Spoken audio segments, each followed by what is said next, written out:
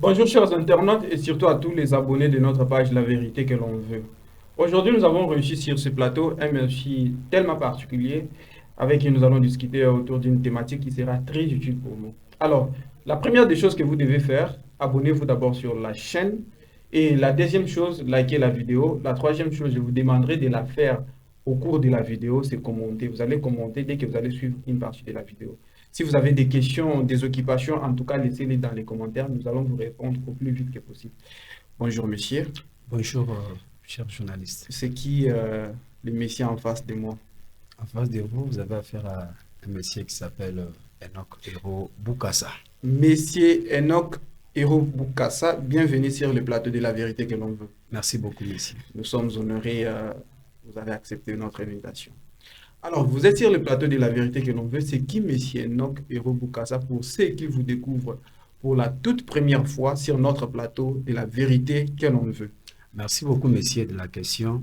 En face de vous, vous avez affaire à Enoch Hero Bukasa. Je suis le pasteur et berger responsable de l'église Cité évangélique d'Issali Sévès, extension de Kinshasa. Vous êtes pasteur. Je suis pasteur, bien sûr. Ça, c'est très important. C'est, vous savez, on dit que être pasteur, des fois, les autres disent c'est un don, c'est une mission. Pour vous, ça a commencé quand? Merci beaucoup. D'abord, commencer à entrer dans les sacerdoces. Oui, J'ai commencé en 2016. 2007, 2016, 16, ok, oui, que je suis entré dans les sacerdoces. J'avais l'appel d'abord premièrement, ok, et ensuite j'ai à être formé par mon père spirituel. ok, 2016, je crois 2018, je fus président de la jeunesse ok. de mon église. 2021, je suis monté dans le département de l'évangélisation. J'ai travaillé. C'est en 2024 que le Seigneur nous a amenés de ce côté pour implanter une extension. Et nous sommes venus depuis 2024 et nous voici vraiment en train d'accomplir la mission.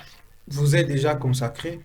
Oui, bien sûr, je suis déjà consacré. En tout cas, les plaisirs et les nôtres d'avoir un pasteur pour non, la deuxième fois. On avait déjà reçu la révérende Clémentine. Vraiment. Donc voilà. Euh, vous êtes chantre? Je suis dans la chorale, mais présentement, en tout cas, D'accord. je peux essayer. Je vous ai posé cette question parce qu'aujourd'hui, on voit beaucoup de chantres sont devenus pasteurs. Vous verrez quelqu'un qui chante bien, et puis après un temps, parce qu'il chante bien, il inspire les gens et autres, il dit que non, je peux aussi prêcher. Et quand on voit que la personne prêche bien, et puis demain et le lendemain, on voit que la personne est devenue pasteur. C'est pourquoi on vous a posé cette question. Vraiment, on ne devient pas pasteur, Ok, mais on est né pasteur. ça c'est fort. C'est pourquoi Dieu, parlant à Jérémie, lui a Hmm. dit, avant que tu sois formé dans le ventre de ta mère, je te connaissais, je t'avais déjà établi prophète. Alors, Dieu appelle quelqu'un avant même que la personne apparaisse dans le monde physique. Alors, devenir pasteur, pour moi, c'est un contexte qui n'est pas vrai. Mais on est né pasteur. Ça c'est très fort. Mais pour des gens, on est né pasteur. Je suis totalement d'accord avec vous. Je Merci. suis totalement d'accord avec vous. Mais je vais vous poser une question quant à ça. Pour les gens qui naissent, qui ne sont pas chrétiens, et puis après un temps, ils deviennent des chrétiens. Ils commencent à servir Dieu. Même à 30 ans, 40 ans, 50 ans, ils reçoivent l'appel, ils deviennent des pasteurs. Est-ce que vous pouvez expliquer comment est-ce que Dieu peut faire ce genre de choses pour faire encore attendre quelqu'un d'abord dans les péchés qu'on sort, jusqu'à ce que la personne devienne pasteur? Ça se passe comment? Oui, l'homme est appelé par Dieu d'abord avant la fondation du monde. Ok. Alors, lorsque l'homme naît, l'homme est appelé à vivre sur la terre. Mm. Alors, sur la terre, Dieu ne pourra pas directement imposer ce qu'il veut sur la personne. Mm. La personne va évoluer jusqu'à ce que la personne va comprendre. Parce que l'appel, il n'y a pas seulement question d'être révélé, il y a de personnes eux-mêmes sont convaincus par l'Esprit que je suis appelé. Il y a aussi ceux qui reçoivent la confirmation de leur appel, peut-être par des prophéties, des messages prophétiques, ou soit par, au travers leur père spirituel.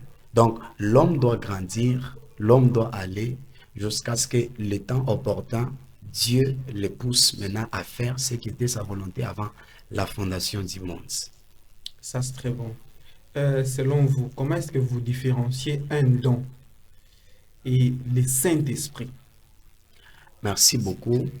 D'abord, les dons, ce sont les produits du Saint-Esprit. Ça, c'est fort. Oui. Un don, c'est un produit du Saint-Esprit. L'Esprit de Dieu habite en l'homme parce qu'il y a d'abord la différence entre le Saint-Esprit et aussi l'Esprit de l'homme.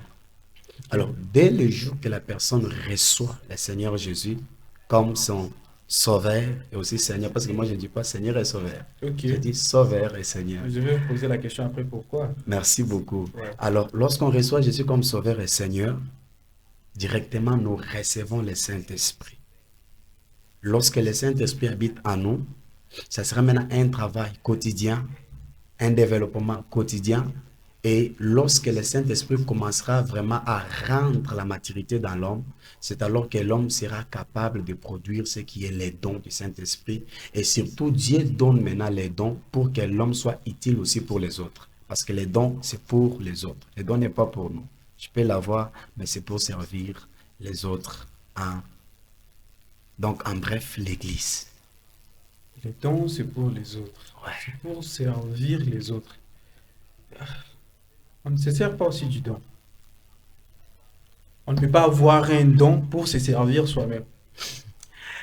Oui, ça peut arriver, Mm. mais dans le plan de Dieu, Mm. les dons étaient destinés à servir le peuple de Dieu. Oui, on peut se servir, mais surtout, c'est les autres.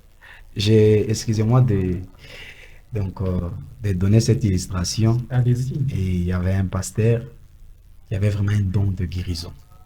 En tout cas, lui, s'il prie pour quelqu'un, la personne devait toujours être guérie. Un jour, le pasteur aussi est tombé très malade. Ok. Il a prié pour lui, mais ça n'a pas marché. Jusqu'à ce qu'il a fait appel à un de ses collaborateurs, viens prier pour moi. Et lui a prié, et voilà que Dieu a exaucé la prière. Et il était guéri. En tout cas, je suis parfaitement d'accord avec les arguments que vous avancez. Merci. Vous avez une maturité spirituelle et une maturité encore scientifique. Ça, je le témoigne devant les caméras. Merci. Si les dons, c'est pour servir les autres, je rentre encore avec vous dans le cas de l'anecdote que vous venez de relater. Vous verrez que quelqu'un est malade et vous avez les dons de guérison. Et vous êtes conscient que les dons que vous avez, c'est pour servir les autres. Pourquoi vous demandez l'argent? En tout cas, merci beaucoup. La question est trop pertinente pour Oui. moi. Je dois vraiment aussi entrer là-dedans. Voilà. Jésus-Christ dit, vous avez reçu gratuitement et donné aussi gratuitement. En tout cas, je suis très, très contre les hommes de Dieu qui exigent l'argent pour déployer ou soit mettre en l'œuvre ce qu'on avait reçu. Parce que personne n'a donné l'argent pour recevoir un don. D'abord, je m'en vais plus loin pour dire les dons est une grâce. Personne ne l'a demandé à Dieu. Mais Dieu donne par grâce. Mais exiger l'argent, ça devient vraiment quelque chose qui semble un peu bizarre. Permettez-moi un peu les termes. Qui semble un peu bizarre. Mais au-delà de ça, il y a aussi certains cas que Dieu lui-même peut donner une orientation, Ok. demandant peut-être une offrande pour un certain service. Mais cela ne veut pas dire que chaque service qu'on veut faire pour mettre en activité les dons est égal à l'argent, soit à l'offrande. Non. Ok. Je suis d'accord avec vous. Et aussi pour... bon, avant de vous poser cette question, j'aimerais que vous passiez un message. Donc, en regardant la caméra, à tous les serviteurs de Dieu qui demandent l'argent avant ou pendant ou après les services rendus à un fidèle. Merci beaucoup. Je lance un message à tout le monde qui est en train de nous suivre en ce moment. Vous êtes homme de Dieu. Ce que vous avez réussi, vous l'avez réussi gratuitement. Vous n'avez pas vraiment donné quelque chose pour le recevoir. Alors, pour le service des autres, pour l'édification de l'Église, vous êtes aussi censé donner ce que Dieu vous a donné gratuitement. Dis-moi si le Seigneur vous a orienté. Je dis bien, le Seigneur lui-même vous a orienté autrement. Mais si cela n'est pas le cas, vraiment, dispensez ce que Dieu vous a donné aussi gratuitement parce que cela a été donné pour l'édification des autres et aussi la consolation de l'Église, corps du Christ. En tout cas, un message très fort. Bon, j'essaie un peu d'entrer un tout petit peu dans votre vie. En tout cas, je n'entrerai pas vraiment en profondeur. Vous voyez aujourd'hui, les gens pensent que la maturité, c'est avoir un certain nombre d'années sur la terre. Vous voyez? Donc, pour être mature, il faut avoir un certain nombre d'années. Or, aujourd'hui, nous voyons un enfant de 15 ans, très mature qu'un vieux de 30 ans. Vous voyez? Est-ce qu'il vous arrive aussi, étant jeune, pasteur, il vous arrive aussi d'être devant certaines personnes qui il y a un peu d'hésitation. Vous voyez, une maman comme ça, ah, taliage, azotala eloko o eza na kati na yo te. Taliage, amitali peut-être problème azan encore le bi. Est-ce que je peux dire à ces pasteurs ici, est-ce qu'on peut, il peut avoir la est-ce que vous êtes confronté à certaines difficultés de la sorte? Merci beaucoup encore de la question, monsieur. Ok. Euh, on a vécu vraiment beaucoup de choses. Imaginez que je y a dirigé le département de la jeunesse plus de 5 ans. Ok. 5 ans que je dirigeais. Et maintenant, il y a maintenant pratiquement 2 ans que je suis maintenant responsable pas d'un département de la jeunesse, mais d'une église. Ok. Alors, j'ai eu à confronter des problèmes pareils. Mais sinon, beaucoup de gens parlent de loin. Mais lorsqu'ils s'approchent, ils trouvent que leurs illusions étaient vraiment fausses. Alors, le problème de la maturité, et j'ai voulu profiter de l'instant pour entrer aussi dans les fruits. La maturité, vraiment, surtout spirituelle, vraiment, et vraiment les fruits que le Saint-Esprit produit dans quelqu'un. Donc, Ok. on n'a pas question de l'âge. Il y a même certaines personnes qui se disent, j'ai 30 ans dans cette église, j'ai 40 ans, donc je suis déjà vieux, je suis déjà mature. Non, la maturité n'est pas égale à ça. La maturité, c'est lorsqu'on est vraiment enseigné, on est assis dans l'enseignement. Parce que la maturité est la preuve qu'on a reçu l'enseignement, on a compris et on est en train d'exercer ce qu'on a eu comme connaissance. Donc, s'il n'y a pas la connaissance, peu importe le nombre d'âge, on n'est pas encore mature. Ok, merci beaucoup. La technique nous fait déjà signe qu'on doit chuter. Alors, d'habitude, dans notre émission, nous avons toujours donné la facilité à l'invité, parce que ça peut nous arriver, on est humain, d'oublier, de poser certaines questions, de ne plus entrer trop en profondeur du sujet. Alors, ça nous arrive aussi de laisser du temps à l'invité de se poser une question et répondre à une question. La question doit être bénéfique pour nous et pour ceux qui vont suivre la vidéo. Merci beaucoup. Oui, Mais je me pose moi-même la question. oui. Euh, Entre les dons spirituels et les fruits spirituels de l'esprit, bien sûr, qu'est-ce qui est plus important pour un chrétien ou un croyant né de nouveau? Alors, ma question va un peu dans un sens plus large. Ma réponse est que et les dons et les fruits, tous sont importants. Mais pour un chrétien, les fruits sont plus importants que les dons. Je me résume en disant ceci.